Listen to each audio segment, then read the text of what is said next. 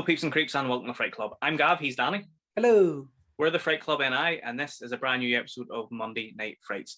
It's the season 4 finale. Can't believe it. We're finishing season 4. It's mental. And tonight we are talking about the 1990 classic creature film, Tremors. Ooh.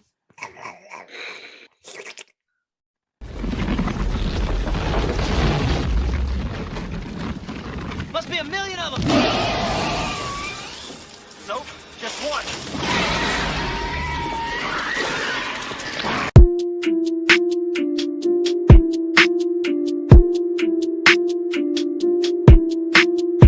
And we're back with another episode of Monday Night Frights. It's the final episode of season 4. We're talking about one of the most perfect family monster movies that you can get.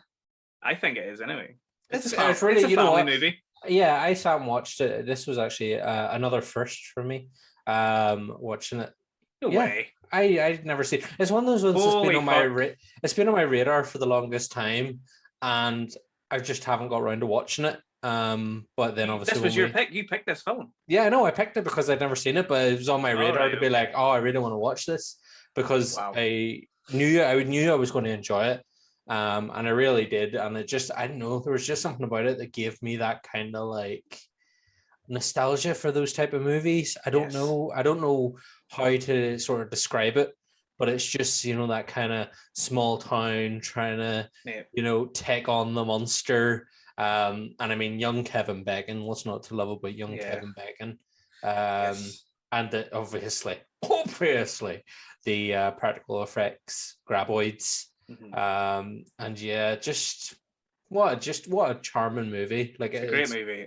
There's so much charm. Tremors obviously is what we're talking about. Yes, we were talking about Tremors. from 1990. If the saying Kevin Bacon and graboids didn't already give it away, we are talking about Tremors. And also it says it down below there somewhere. I'll say somewhere around the screen. Tremors. But yeah, so Tremors, you picked this movie and we're doing it for the season 4 finale because there is another big movie out in the cinema at the minute that has got giant sandworms in them. And it's a really tenuous link. It's such a tenuous link. But it's sandworms. We've already done Beetlejuice. So that's right, Beetlejuice 2. Yeah. I know. So yes, we're talking about Dune. I haven't seen it. Have you seen it yet, Dan? No, I haven't seen Dune yet, but I'm really, really excited to see it. But yes, we decided to go with we decided to talk about Tremors and graboids because sandworms and Dune is hitting the cinema screens. Yes, it's in the news right now. Exactly, everyone's loving it. So we'll have to. I don't know. Can we talk? Dune's bound to have some horror elements to it. This is horror sci-fi elements. Yeah, there's horror elements to it and sci-fi elements, obviously. Exactly. So that we've done sort of sci-fi stuff on here before. We're not just horror stuff. We're genre. Yeah. We're going to spread our wings a little bit going forward as well. I think so. Spread our graboidy limbs, tentacles. Spread our tentacles all over the place. No, nobody wants to see that, Danny. No, probably. Well, if you do, we've got OnlyFans. no shame here. If you're into tentacles, no, fair play. Go for it. Exactly. Not us though. Yeah. Exactly. If you're into graboids, good for you. Not my cup of tea though. Who doesn't love a graboid? I do love the practical effects of the graboids, but I wouldn't want to get intimate with one.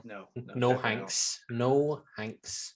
So anyway, Tremors. It was released in 1990 and it was directed by Ron Underwood, which kind of sounds like one of those fake names you would see on on something. My name's Ron Underwood and I make movies. Exactly, like a porn star director or something. Ron under my pants. Underwood. Ron Morningwood. More like Ron. Ron.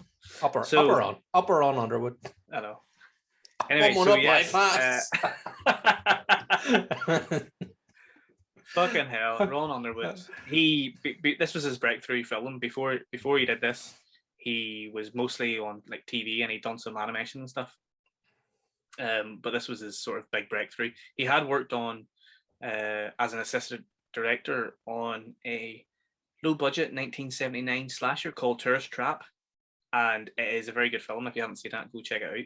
I will have to. Sort of slid under the radar there with all the other bigger slashers, but it's pretty good slasher. And he would also go on after this to direct City Slickers. City Slickers. Jack Palance and Billy Crystal. And also Mighty Joe Young. He directed that for Disney. Oh man, I love Mighty Joe Young so much. I think I've seen it once. I haven't seen it since it came out. So I don't remember much about it. Like, I know it's about a big fucking giant ape. It's about a big gorilla. But yeah, that's wonderful. I grew up with Mighty Joe Young, and I just remember being like, this is nice. Yeah. Well, you grew up with Mighty Joe Young, and I grew up with Tremors. So whenever you suggested that we do this, I was just like, oh man, please, this is amazing. Because a lot of the films that we've done on Monday Night Frights during the 4 seasons, there's quite a lot of them have been from my childhood or my teen years, you know, and very nostalgic look back, and also from your childhood as well, or from films that you got into during your teen years as well. So that's why I'm surprised that you haven't seen this. This is amazing. It's one of those ones, as I said, I've always seen, like, I remember being in the like Extravision and stuff growing up and seeing the cover for it, you know, with the graboid coming up from under the ground as they're like kind of crouched down on top of the ground. And it's always kind of stuck with me, and I've always been like, oh, I must watch that, and just had never got around to watching it until now, when it's like, let's talk about it. Brilliant. I'm here for it, man. I am here for it. So it was co-written and produced by a duo called Brent Maddock and S.S. Wilson, who are a writing production team that had previously written Short Circuit, Johnny Five. Johnny Five is alive. Batteries Not Included as well, which was a big film in the late 80s. Steven Spielberg produced that, and it was a huge film. It was a huge family film. They wrote that film, so they did. So they had a bit of success before this, and they got on board. They got in contact with Ron Morningwood. The concept was that they were back in the early to mid 80s.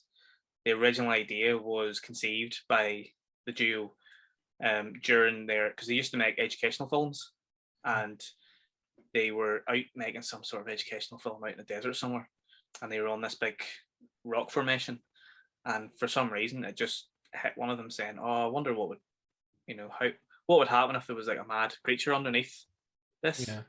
And they sort of conceived the idea. Do you think they were fans of Herbert's Dune? Do you think they no. I tell you that having rewatched this for the first time in probably 12, 13 years, I haven't watched Tremors, and I watched this religiously as a child, but haven't watched it in so long. Whenever I rewatched it today, I was just like, this is just Jaws. Oh, 100%. Yep. Everything about this is Jaws. And then so it's Jaws on the land. Yeah, exactly. I rewatched it, and then after watching it, I always take a few notes and stuff, do a wee bit of research after I've rewatched the film. And I wrote down some notes, and I read some interesting details about the fact that it was basically, and the whole thing was inspired by Jaws. So the creatures that they thought of were fondly labelled land sharks. Land sharks. So it's Jaws on land, basically, in the Nevada desert. And eventually, whenever Ron came in, Ron, he actually had previously worked with National Geographic as a documentary director, and he was able to sort of take their concept and sort of make it science fiction a little bit. He sort of made it more realistic in a way. He made it a bit more science to the fiction. More sense, yes. He made it make more sense in a way.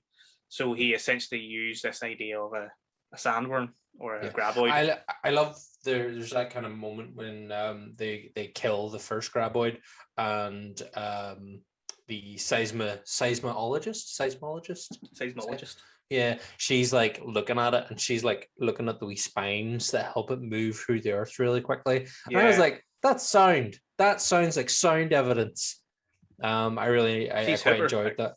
Yeah, 100%. Yeah. Hooper drives a boat. She's the expert of the bunch, and we'll get into the characters because the characters are amazing in this. Yep. Obviously, we said stars Kevin Bacon, a young Kevin Bacon who had starred in some decent roles. Hadn't quite become the big actor that he would become during the 90s. I think was his biggest decade, and then he was in a lot of big movies in the 90s. Now he advertises phones and internet. I know. EE, he's getting paid by EE. Mad bastard. Must be hard up for money. Or do you know what? Fuck him. Let him do whatever he wants to do. Exactly. Also stars Fred Ward, who is fucking amazing in this. So good. Good. And Finn Carter plays the seismologist. Reba McEntire and Victor Wong. So Victor Wong is Walter Chang, the guy who owns the shop owner. The shop. Who tragically dies halfway through the film, but he was massive in the 80s. Like, he was always like the sort of comedy sidekick or the kind of funny man in the 80s. And he'd worked with John Carpenter. He was in Prince of Darkness and Big Trouble in Little China, and he was just in loads of movies during the 80s and early 90s. He was in like stuff like Three Ninjas and sort of family films as well. Very recognizable face. And also Fred Ward, who's amazing in this. I was getting John Bernthal vibes from him. Do you know John Bernthal from Punisher? I know the name, but yes. Like proper. See, if you go back, anybody who hasn't watched Tremors in a while, go back and watch it. As soon as he wakens up in that opening scene and does his sort of facials, I'm just like, that's John Bernthal. Yeah. Imagine, Tremors remake with John Bernthal, or even just like a sequel, and he plays his son or something. Yeah. And Reba McEntire is a country and western singer, so this was actually her first feature film that she did. I think she's done a little bit of acting afterwards, but this was her first feature film. And I've got not a weird story, but I always remember watching this on video. I had this on a VHS. I think we taped off Sky back in the day, and I watched it religiously because it was a sort of gateway horror for me. Yeah. And it was just one of those things I watched. I knew every line, like I knew every scene. Even when I rewatched it today, certain little tiny things that you wouldn't notice, I was bringing back memories, and I was like, oh yeah, of course, just the way that the tentacles slide up against the window, and they slide down, and the sort of residue that it leaves, and all that stuff, that all stuck with me. So it was really bringing back the nostalgia today. But I always remember Reba McEntire because she performed at a WrestleMania, an early WrestleMania. She sang the opening theme to it's not the national anthem. What's the other American? America the Beautiful, is it? Or... Home of the Brave? No, it's not. It's America the Beautiful, I think it's called. Okay. They always sing that at the start of each WrestleMania, and she was one of the singers. So I know her from Tremors, but whenever I went back to rewatch a WrestleMania, it probably would have been around the time actually that I was watching Tremors. I was like, why have they got the actress from Tremors singing the America the Beautiful? And then I realized, oh yeah, she was actually a singer before she did Tremors. But that was a little weird story that I wanted to say there. Nice. But yeah, so Tremors, as I said at the start of this video, I think it's one of the most perfect family monster films because there's a bit of horror and tension there for sure. Oh yeah, and there's a couple of wee jump scares, but it is very much and there's a few bad languages, a few F's and lines. There's a couple of F-uns and F-uns. Pardon my French. But yeah, it is a good sort of family movie, I think. It's definitely like, as you've already said, that it's based on Jaws, and I mean, I definitely feel like Jaws is a family film. I feel like you can show, obviously not Wayans, but slightly older Wayans, you could sit them down to watch Jaws, and I mean, chances are most of them probably now won't even be fazed by giant shark, but the zombie head scene, and in this, I feel they have the exact same fucking jump scare scene. Well, with a severed head. Yeah, I've made a list of all not them all, just a few of them. We'll go into it a wee bit later on when we talk about the scenes and stuff. But that's straight from Jaws. The resemblance is uncanny. Honestly, it really is uncanny. So if you haven't seen Tremors, like Danny, go watch it, who hadn't seen it since like two days ago or yesterday, whenever you watched it. 2 days ago, yeah. It is about these two down on their luck handyman. Well, they're not really down on their luck. They're just sort of are doing their own thing, but they've aspirations. Aspirations. They don't have a lot of money because the population of the town that they live in, there's only 14 people that live in it. And we see them all in the film. What is it? The town's, it's not called Perfect. Perfection, yeah, it's called It's Perfection. Perfection, isn't it? Yeah. The fictional town in Nevada, although it was filmed in California. I just love it, man. I love the aesthetic. I love the whole Western theme. Great. It's it looks amazing. like it looks like it looks like a model town. It just looks like someone's cobbled together from bits and pieces they've got from like bits of old train set or something. I know. And it was obviously it was a set, you know, it was just built on the desert. It was literally just built in the middle of this desert. Yeah. And 14 people live in this town. And they've still got a shop that somehow can manage to stay afloat, even with just the 14 people that are there. But so they're basically wanting to move to the next town, Bixby, which is a bigger town, which is, you know, miles and miles away. Also, it's like they've one road to get in and out of town, and you're kind of like, but it's a desert. I mean, it's not like you're surrounded by trees or mountains or anything. Like, you could build another road. Well, I think they are technically surrounded by mountains, but there's still enough of, you know, they could have done another road. Did they really? I don't think so. I think if you think about it, because I was thinking about this too, the road that goes in and out is the only road that goes through the mountain or past the mountain. Well, every other road, you'd have to go through the mountain, basically. Through the mountains. But maybe they're just on a road to nowhere. Yeah, they are. We're gonna ride. It was just sitting when they were just like, oh no, the road's blocked. And I was like, just get another road. I know. Come on, guys. But yeah, so they're sort of down in their luck and they want to move to the next town. And then as they're leaving, they come across dead bodies. Ooh, spoopy. And then they realise, with the help of a seismologist who just happens to be in the area, who's just hanging out doing research. Yeah, that's right. What a coincidence! She happened to be there at the time that these graboids. Yeah, you know, I love the start of this film with Kevin Bacon sort of doing a pish over the side of a canyon and just turn around, seeing the three cows, and then just kind of like tootling about doing his own wee thing, and then waking up. Not Mel? What is his name? Val. No, Val's Kevin Bacon's character. I mean Earl. When he wakes Earl up with the fake stampede and he's just jumping up and down, and I just love their whole kind of the wee moment, their wee morning routine that they have together. You know, giving each other fags, not really saying much to each other. They're just sort of, you know, doing their thing and getting ready, and then they rock paper scissors to see who's going to make breakfast. And they're sort of lost in what day it is because obviously they just do the same thing day in, day out. I was like, what a fucking fantastic way to set up these two characters as like two buddies who are just like stuck in a routine. The thing is, I loved it. It's a really well written film. Yeah. You know, I'm not saying dialogue wise, but I'm just saying, you know, structure. No. It's clearly, the script has clearly been, I'm going to be careful what I say here. It's clearly been just stolen from another script that's been stolen from another script. You know, it's the same pattern that you see. It's got a stereotypical structure.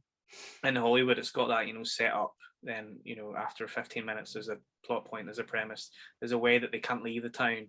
The town has to come together, blah, blah, blah. You know, it's got that brilliant structure to it. And it works, man. It works every single time. Mm-hmm. And as soon as I turned it on, 5 minutes in, man, I was beaming. My smile, I was like the Cheshire Cat. Honestly, I was like you. I was just like, I love these guys. I love this duo. I'm so glad. I was so excited to rewatch it. You just get first time in over 10 years. Yeah, they're brilliant, and they're both really good. Kevin Bacon really lays in on the sort of, you know, yeah, you know, he's really going for it. Especially later on when he starts losing his shit and he needs and he's shouting at people and he's getting angry and he's, you know, he's becoming sort of the leader of the team because at the start Earl's very much the leader. Yeah, and as they sort of progress, Val, Kevin Bacon's character, becomes more of a man, becomes more of the leader of the team, and at the end he kind of makes the ultimate sacrifice. It becomes a realist for me, is the thing, that it's not even necessarily that he has to become a man, because he's a cowboy, you know, but he's got to become more of a realist, and that he's got to not only change his approach with how he confronts the situation, but even his approach to women is a big thing. You know, it sort of undercuts the main story, is his approach to women and how he sees women, and how he needs to not focus on this idealized version of a woman and realize that actually real women are better than the glossy magazine women, you know, Exactly. which I thought, again, I was like, that's a really sort of nice thing to put in there, which for like 1990 is probably, it's a wee bit sort of probably a bit ahead of its time, kind of. Well, I don't know. I think the idea that he sees women as big tits, big ass, you know, blonde, yeah, blonde, you know, an ass to die for, it is a very 80s. That's a very 80s idea. That is obviously a hangover from the 80s style of writing. But yeah, the fact that he's by the end of it, you know, he's fallen in love with this. Spoilers. Seismologist. The seismologist. And she's sort of made to look like she's kind of a plain Jane. But as the film progresses, it becomes a bit more hardened to what the situation and stuff. The hair goes down, and she loses the suntan lotion off the nose, and loses her kind of nerdy, goofy look, and becomes a bit more heroine-esque looking. The other thing I love about the opening of this movie, are we ready for it? The title card. Oh, what a fucking fantastic title card. I had to take a picture of it, man. I seen it. I synced it on the Instagrams. Yes, what a fantastic title card. Oh, it's like the core of the earth. All the words split into the different sections, the different layers. They peel away, and then you get that awesome shot, which was again very 80s, 90s, early 90s, where the screen opens up from the middle out, and you zoom in. I love it. I fucking love everything about it, man. It's so good. So fucking good. So these boys are trying to leave town, and they come into contact with the seismologist. Hold on. What? We're getting ahead of ourselves. No, we're getting No. We're getting ahead of ourselves, Gav. There's something you've not given us. I'm about to give you it. Are you about to give me it? I'm about to. I thought we were getting ahead. You're jumping straight into the plot. Let me finish the. And I needed the budget foreplay. I needed the budget foreplay. Oh, I'll give you that afterwards. I wanted the budget foreplay. All right, okay. We're coming back. Let me finish this fucking sentence. I've been trying 20 minutes to finish. I apologize. I'm excited. They're trying to leave town, and they discover that the area is plagued with giant murderous sandworms. Murderous intent. Do you know what, man? They fucking. But this is the thing. Do you have murderous intent? Yes, and we'll get to that as well. Yes. Later on. I've made some notes about that too. About murderous intent? Yes. They join a group of survivors in the town of 14. And well, actually, there's probably only about 8 or 9 by the time we get to the main group. In fact, there's maybe not even 8 or 9. But anyway, they join them in the center of the town, and they have to survive and find a way. No, it's only 8 by the end of the film, isn't it not? Is it? I don't know. Will you count? I think. Is it not? You've the two. You've got the two that are preparing for the apocalypse. You've got the mum and daughter. You've got the kind of teen boy. You've got his dad. Yeah, and then you've got Walter. Walter. No, Walter died? Oh, he dies halfway through it. Yeah. So, and then he's there at Val the start, and I'm thinking come the end of it. Oh, Val and Earl, and then our seismologist. So 9. So there was 10 at the beginning because Walter dies halfway through. He's the only one that actually dies in the group. Yeah. Once they realize what's going on. Yeah.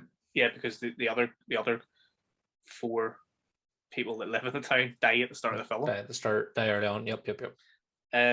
So I've just written Jaws on land with a bit of comedy. Jaws on land with a bit of comedy. What this film's about. The budget, Danny. Here we go. Oh, I'm ready. The budget was 10 million. Oh, that's a lot of money. That's good. I suppose they had to build a village that not only was a village but could also be shook. Yes, they had to. I mean, yes, the special effects are very good in this. Mm-hmm. They've aged a little bit, but they're still very good. Still decent. They had to build a whole set and a number of sets, and they shaky sets. They had to shake them. Not so shaky sets. They had to buy a big truck.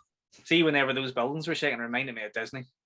Whenever you go on the disaster ride, and it's like, whoo, great, love it, fucking love it, man. But they had to obviously make the sandworms, the graboids, which are amazing. Mm-hmm. Fantastic. You sort of see the tentacles at the start for a while, and you don't really see, because they think that's the tentacles are the creatures. Are the monsters? Yeah. They're actually their tongues. Their tongues. Mm-hmm. So anyway, and it only made 16.5 million. Oh. Now that was in the US. Is this? I was going to say. I don't think it got released worldwide. Pre video. I imagine this is one. Did it make its? Oh, 100%. It became a cult classic on home release. Massive on VHS, and then I think it got released on Laserdisc as well, and then obviously DVD later and all that stuff. It was massive VHS release, and definitely recouped a lot of the money back through that, and it eventually spawned an entire franchise. Yes. 5 sequels. One of them's a prequel as well. Oh. There was a TV show as well in 2003, which ran for 1 season, which I haven't seen. Nope. And then I don't know if you've heard this. You probably have. In 2018, they filmed a pilot with Kevin Bacon back as Val, and they were trying to relaunch it, but nobody was interested. Unfortunately, they went to Sci-Fi. I think was the main station that they were going to try to sell it to, and they were just like, nah.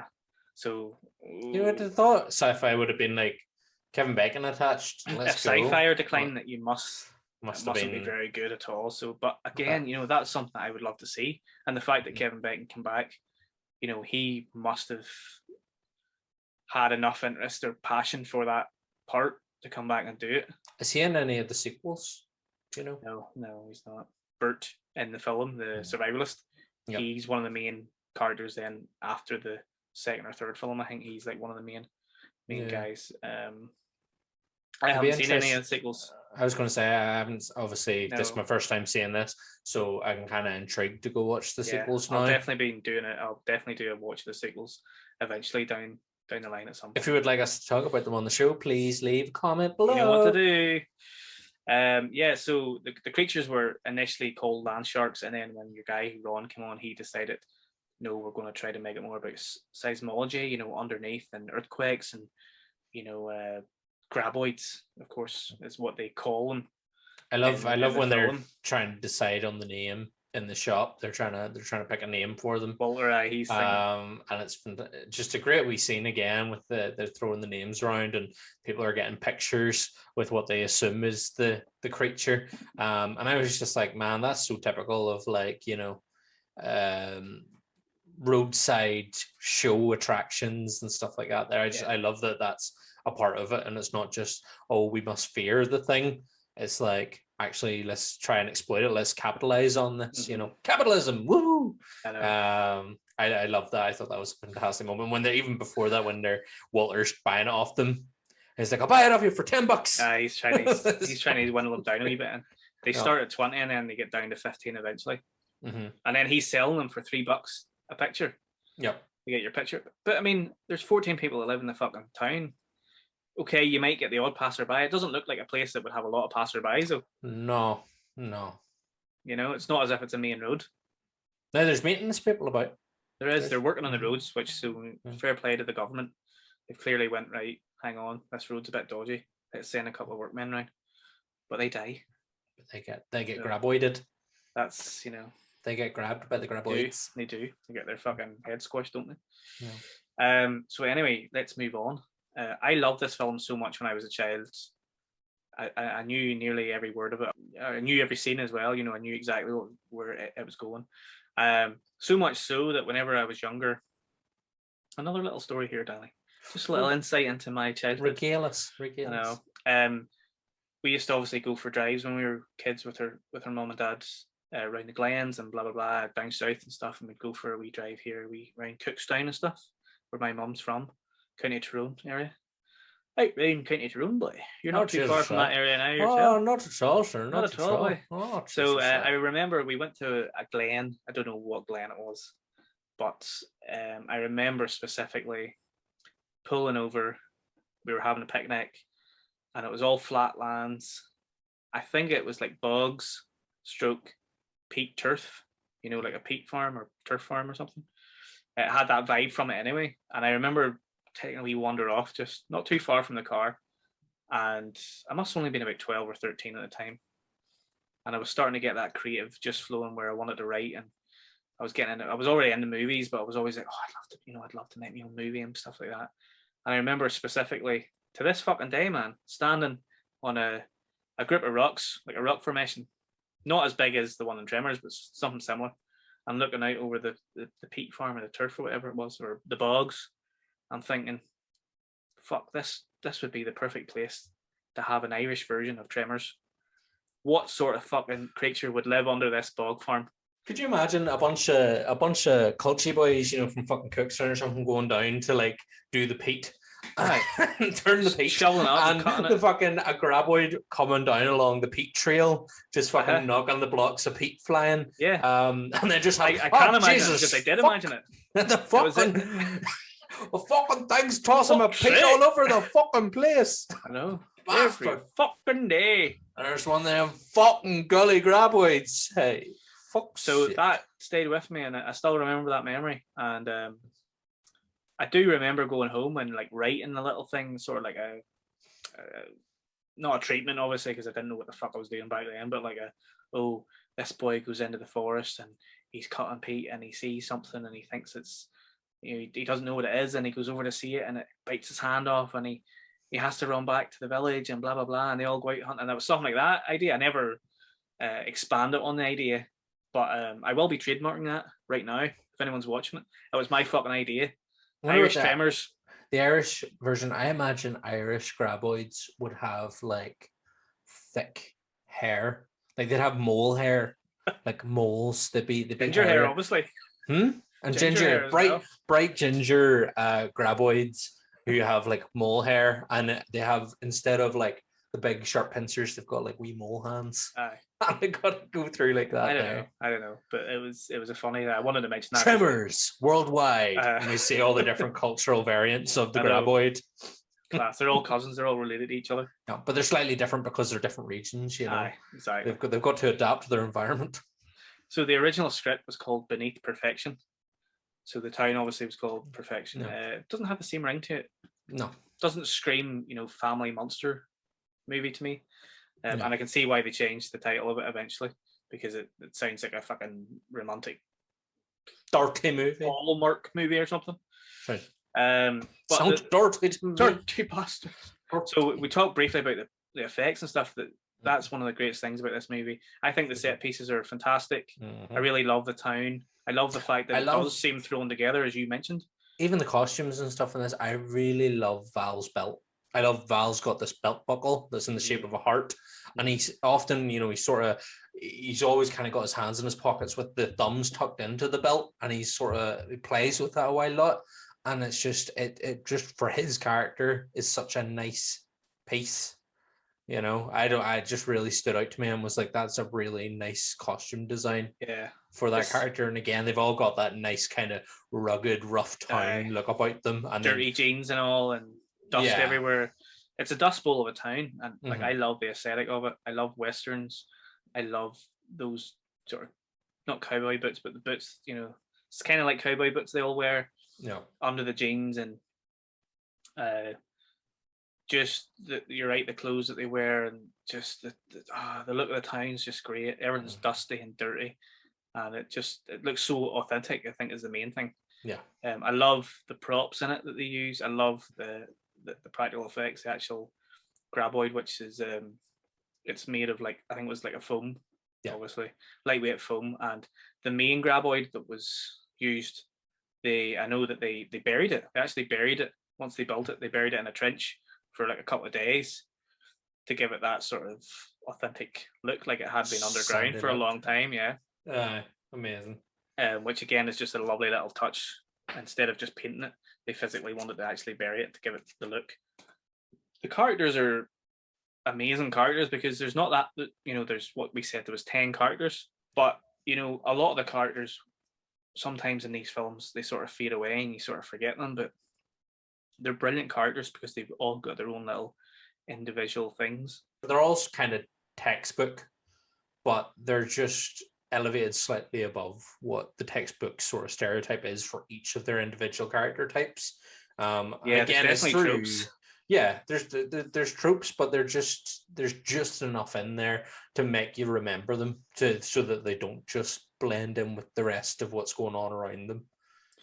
Well, the tropes, obviously, especially from the 80s hangover, I would say the tropes are that you have the duo, the main duo, then you have the survivalist character, which seems to be a trope in most of these group films.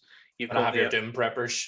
You've got the obnoxious teen who is always winding everybody up, thinks he's a smart arse and he's a bit of a dick, but he usually gets his comeuppance a little bit. And then you have the expert, who sort of is the character that obviously leads him in the scientific side of things or whatever the expertise is, but also is telling us, the audience, explaining the important parts of the story to us and how they get from A to B when it comes to certain things and how things work that they wouldn't usually do as a visual medium. And obviously you have the family as well, so usually a mother and a child or two parents and a child. But it reminded me very much of another film that we are obsessed with that was back in the 80s, The Burbs. Oh. So you think of the characters in The Burbs. Yeah. You have the duo, which is Tom Hanks and his neighbor. You have the obnoxious teen. I wouldn't say that Corey Feldman is an obnoxious teen. Not an obnoxious teen, but he's a bit older, but he's got that kind of vibe to him. He's got that cheeky sort of, and then you've got the survivalist, Bruce Dern. Very much this character from Tremors is basically a rip off of him, really, isn't he? And also just the same sort of vibe and tone to the film. Obviously, The Burbs isn't about just a feature, a lovely charm to it. Yeah, it's just, it does have that charm. Talking about The Burbs, I think, do we need to talk about The Burbs next season? Maybe. Yeah, I think we will talk about 100%. We will be doing The Burbs soon. Yeah, in some shape or form, whatever. 100%. I forgot to mention.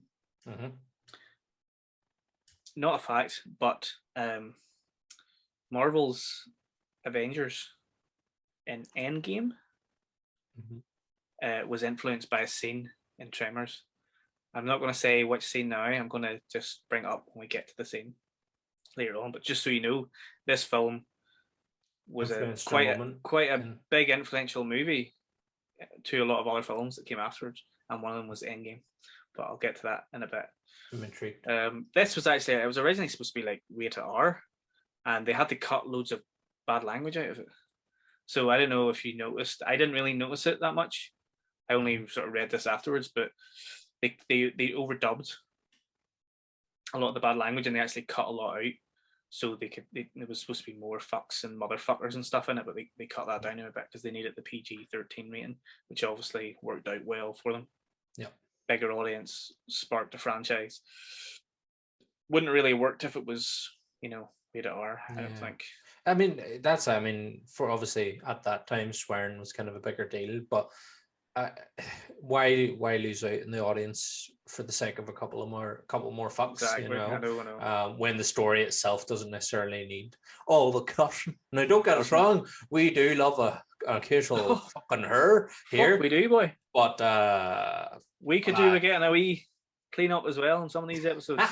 Somebody coming along, just our own like little censor person come along, but like you've had too many fucks now. I know. That's enough fucks, young men. So it was okay. I said box office wise, it was okay. It could have been a lot better. I think Kevin Bacon said in interviews years later that Universal wanted it to do about 3 times what it actually did. So it did 16.5. They were sort of looking at around 40 to 50 million, which they didn't get, obviously. But still, the critics loved it. Most critics were like, "Oh, perfect family movie. It's got really good horror and tension, but it doesn't go too far, so it's not super scary, and it is really a good gateway horror, I think. It's got action and adventure in it as well. There's a whole scene towards the end where they have to jump from the buildings and get from A to B, and that whole chaotic climax, the whole third act, which again influenced the big film coming up a couple of years after this. A huge film, one of the biggest films of the 90s, Jurassic Park. Oh, of course. So Tremors was influenced a lot by Jaws. Jurassic Park was influenced by Tremors. I think anyway, probably not.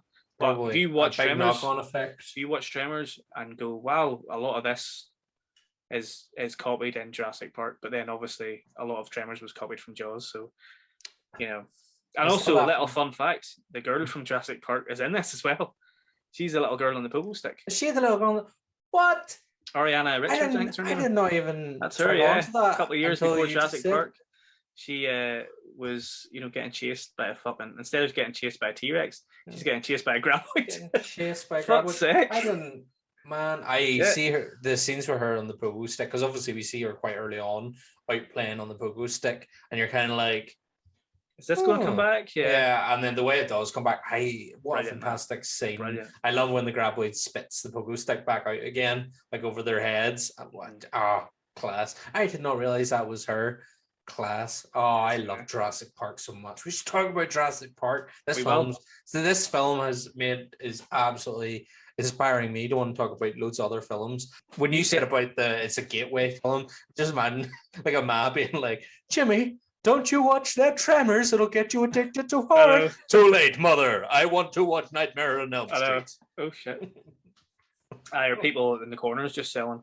Here's Hellraiser. No, that's too much. Oh, here's Tremors first. Watch this a couple of times. Go to Tremors and then we'll come back to me. I'll give you this one for free.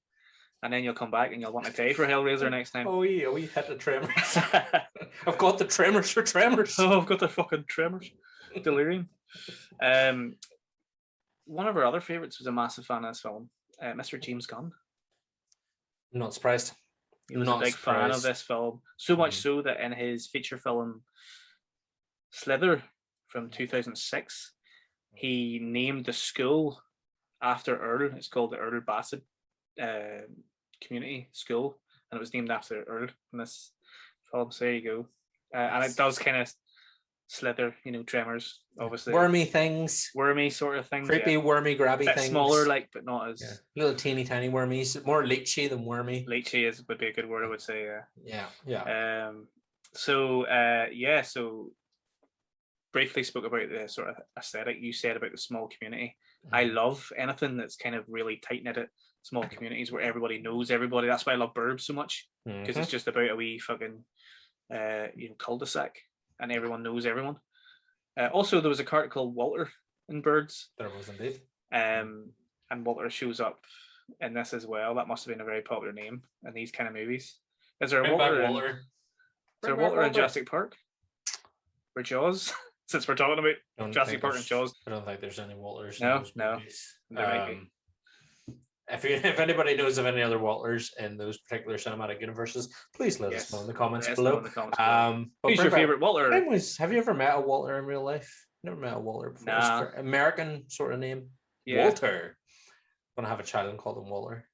It's not a name you hear a lot. No. It's kind of an older type name. It's an older name. You know what I heard the other day, just again, because we love getting off track. Apparently the name Gary is dying out. Is it? Yeah, it is, yeah. Mm-hmm. The name Gary is... Our mate. Poor Gary will be one of the last of the Garys.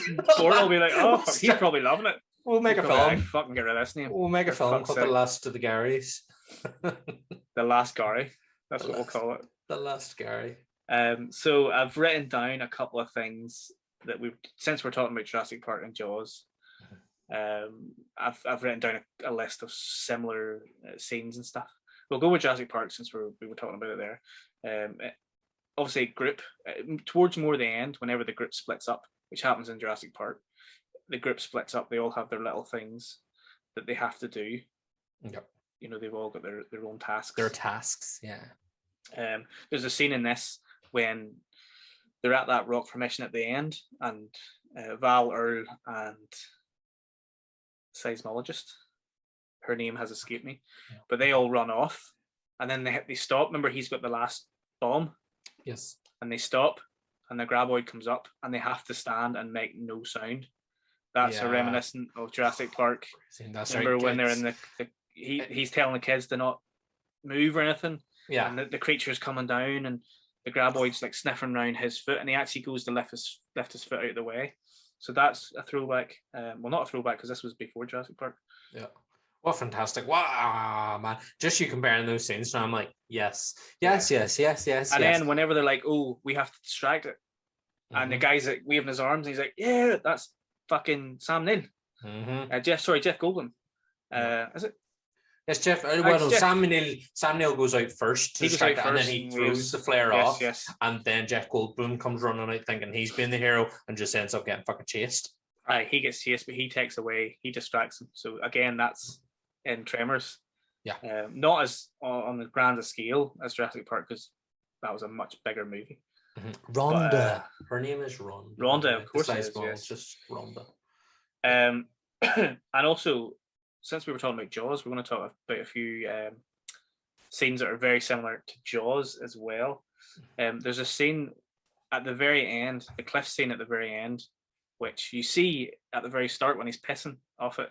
It's a foreshadowing that whole cliff edge.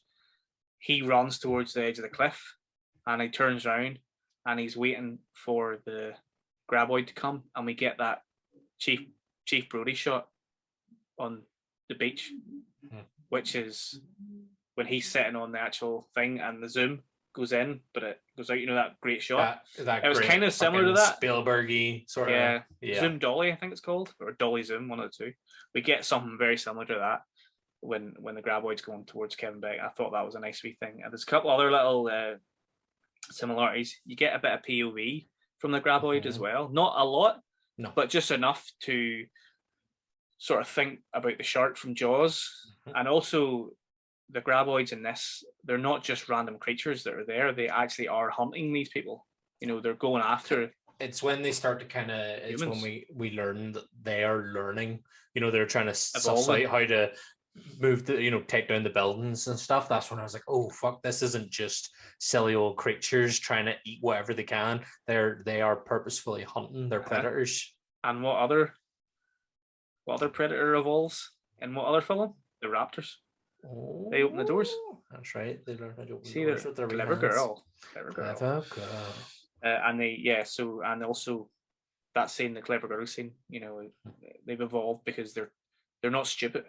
Yeah. And that's something else that Kevin Bacon's character alludes to at the end of this, because he knows that the last graboid is the smarter one and has learned from the mistakes, and he's not going to fall for the old trick. And he's pretending that he's gone, but he's just underneath the ground, and Kevin Bacon realizes this, and that's why he runs off in the end. So a lot of similarities to Jurassic Park, a couple other similarities to Jaws. There is the running scene where they are running past the posts, you know, the posts in the ground, and the graboids underneath the posts, and the posts come down like that as they run past it. That's very much like a scene from the pier on Jaws. The fisherman, I can't remember his name, but he's running. I know what you mean. Yeah, and the piers, and actually you see it a little bit later at the boardwalk at Walter's shop, whenever they're running and the boardwalks, going up and down. It's like the scene from Arkham Asylum, Killer Croc.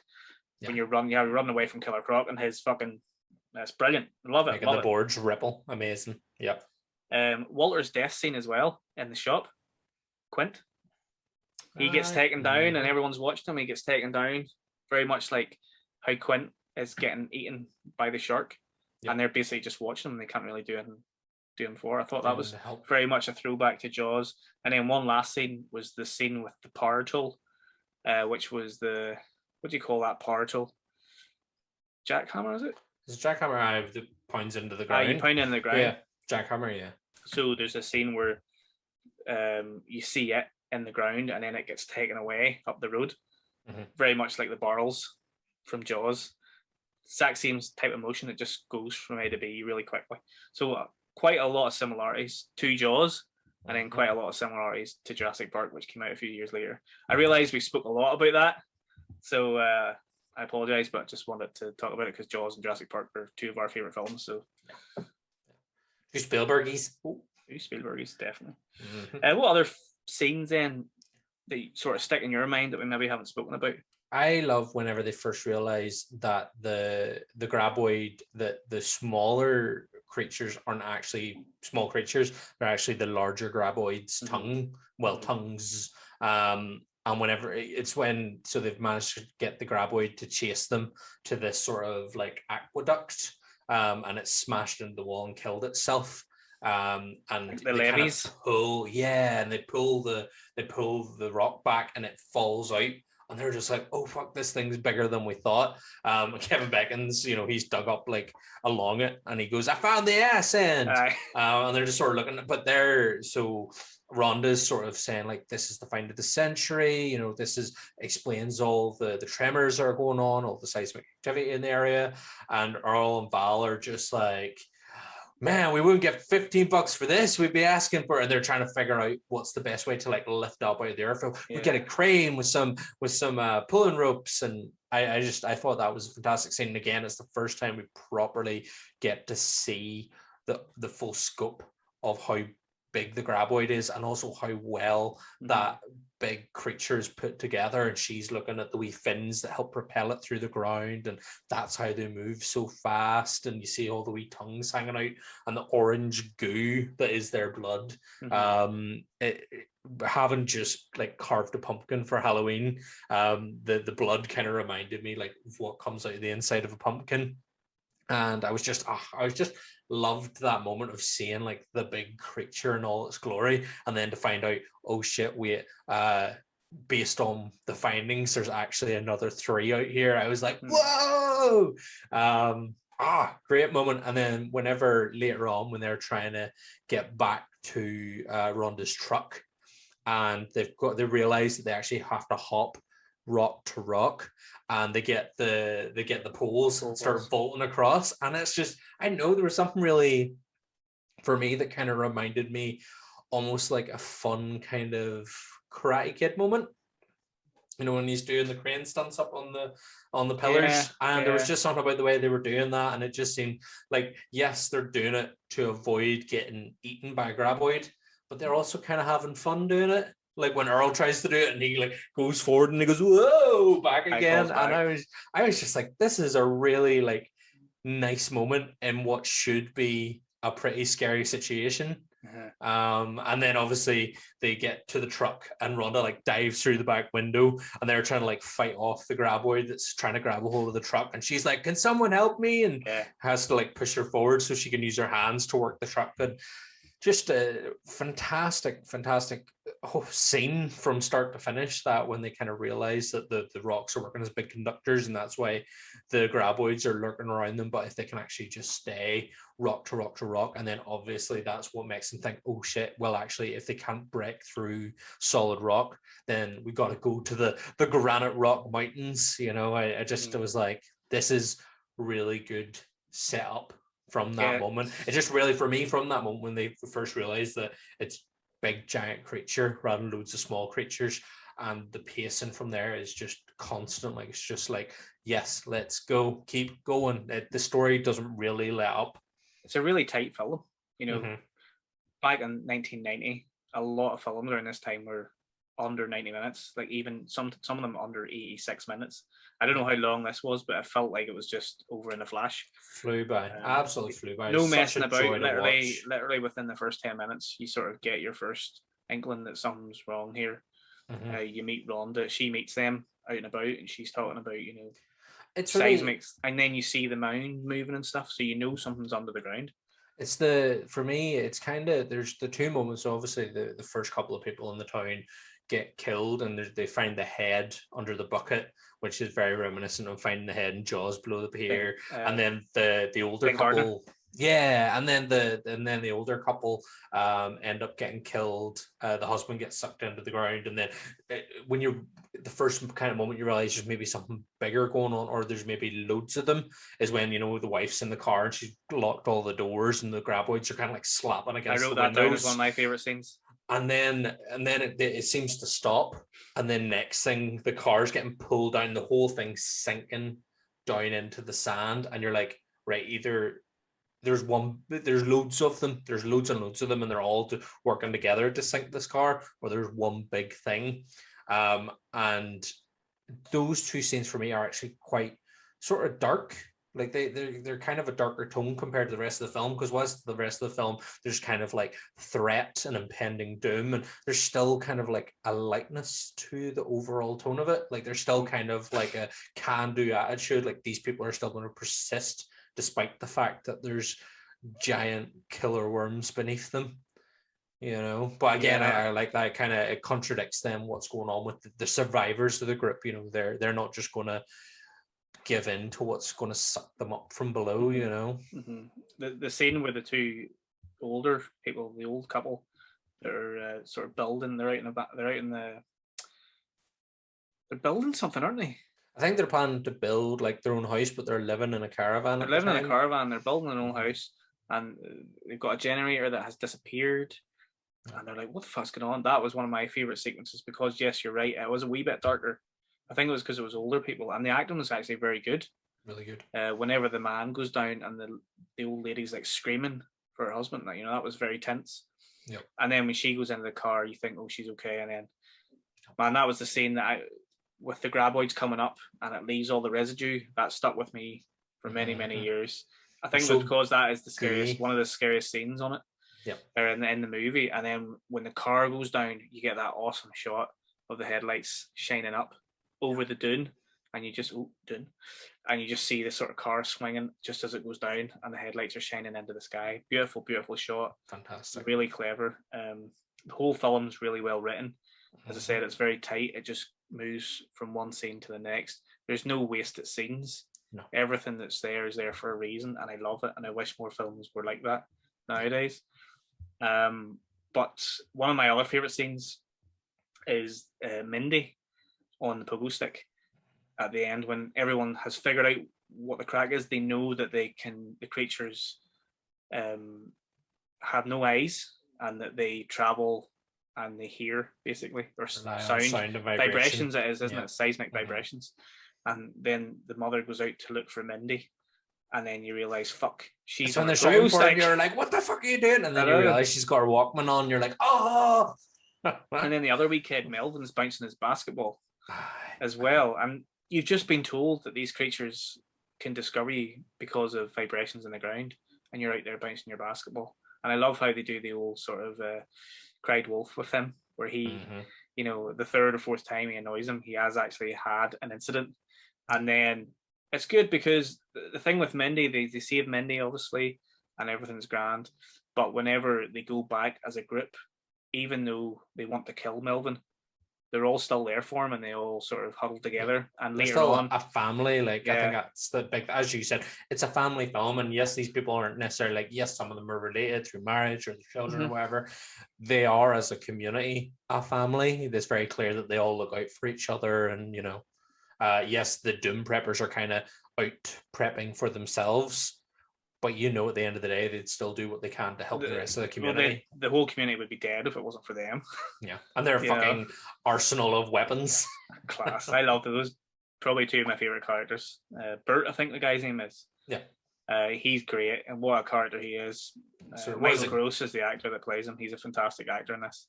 Bert Gummer and Heather Gummer. Yes. Yeah.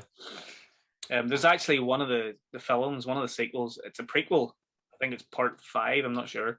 It's a prequel to this, all about the town of perfection and how it came about, basically. Yeah.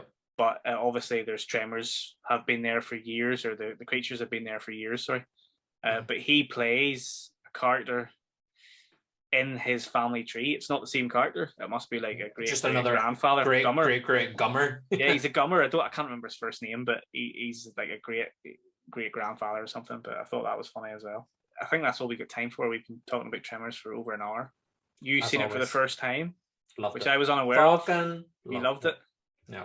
As you said, it is part of that sort of like comedy horror family movie, just the perfect movie. You know, and it's called sci-fi. Like as I said, I really appreciated that there was that kind of like attempt at some sort of science fiction to, you know, give reason to why these creatures. Like, again, we don't really get much of like an origin or anything for them, but we just get reason for how they work and why they do what they do, and they actually are adaptable and stuff like that. I really appreciate that. And the after credit scene is awesome as well, when the graboid comes up and sort of winks at the camera. I really thought that was good. Did you see that? I'm jesting. I was going to say, what are you talking about? I see it in a Marvel movie, but talking about Marvel movies, good segue with that Endgame fact. Marvel Avengers Endgame, one of the biggest films recently of all time. Actually, wasn't it? It just got taken over again by Avatar. Yeah. When they re-released Avatar, but Endgame was one of the biggest movies in the world. Fantastic finish to the MCU, and there's a scene in that movie which is heavily influenced by a scene in Tremors. I don't care what anyone says. It was this fucking movie that influenced that scene, and it's the scene with Black Widow and Hawkeye whenever they have to retrieve the Soul Stone, and but to do that they have to sacrifice one of themselves. So they have to jump down, and they're running back and forth. Now there's a scene in this that they have to do something similar, and in Endgame, they basically fight each other because they want to sacrifice themselves. Hawkeye, you think, is going to do it, then Black Widow says, "No, I'll do it." Blah blah blah, and they fight back and forth. Eventually, Black Widow comes out on top, and she ultimately dies in the end. Spoiler alert! Spoiler alert! I'm sorry, but if you haven't seen it, you haven't seen it by now. Shit. Seriously. So there's a scene in this where they're on the roof and they have figured out a way to distract the worms by releasing the little tractor. But to do that, they have to have someone go down and do it, obviously. So Val and Earl both want to do it, and Earl says, "No, I'm the older one. I'm the leader here. I'll do it." "No, I'll do it. No, and they fight back and forth, and then they do the rock paper scissors. Yeah. And Earl wins, so he decides, "I'm the winner. I'm going to do it." And then just when you think he's going to do it, Val smacks him and doesn't he punch him? Or he punches him, doesn't he? And then he decides to do it. And whenever that happened, I was just like, Val's Black Widow and Earl is Hawkeye. Val doesn't die in the end like Black Widow did, but still, I thought that was a funny little connection there. I love their whole thing whenever they can't decide to do the rock paper scissors thing, and again it's a bit of a trope. There's always that kind of, we'll flip on it, we'll do rock paper scissors, we'll do something to decide. That was a big thing back in the 80s and the 90s, wasn't it? Rock, yeah, paper, exactly. But for these two, it feels really nice and genuine. It's not just playing along the same old shtick. Like, you're kind of like, for these two, it really works. It's part of their character, and I really enjoyed. And then, as you say, in that moment where you kind of expect them to do the rock paper scissors and commit to it, Val's actually like, "You know what? No, I'm actually taking the lead on this," and bops him in the face. There you go. I bet you didn't think we were going to segue into Endgame. I did not see that. I was wondering where you were going to go. I thought you were going to make reference to Thanos's, the big fucking sky wormy whale things that come down. There was that too, but there's kind of tenuously, like the soundwords in June. Go see June in cinemas now. Go see June in cinemas now. Sandworms. It's doing very well. So this is the finale of season 4. Yeah. We will, as usual, as we always do after the season finale, we shall go and have a wee slumber. Taking a break. We're not sure how long we'll be taking. We usually take 4 or 5 weeks. Maybe we'll take a little bit longer. We'll see. We'll see what the crack is. But we just want to thank everyone for watching and for supporting us. We'll be back in time for Christmas specials. We will. And by the time this airs, we will be coming up to a 1-year anniversary of YouTube. 2 years anniversary for the Fright Club's inception. We were born 2 years ago, but the YouTube started almost a year. We're coming up to a 1-year anniversary, so we appreciate everyone that supported us and subscribes to us and likes the videos and shares and just interacts with us, and anyone who's supported us at all. We really appreciate you and love you, so thank you very much. Yes, and follow us on Instagram and Twitter at the Fright Club NI. Go visit the website www.thefrightclubni.com. Support us by buying a t-shirt and a patch. If you want to do that, that's fine. You can just go and like some of the videos, and as I said, subscribe, and just keep supporting us. That's all we're asking for. Anything else, Danny? No, we love you all. But that's all we've got time for now. As always, stay safe, take care. All the best, guys. Bye. Bye.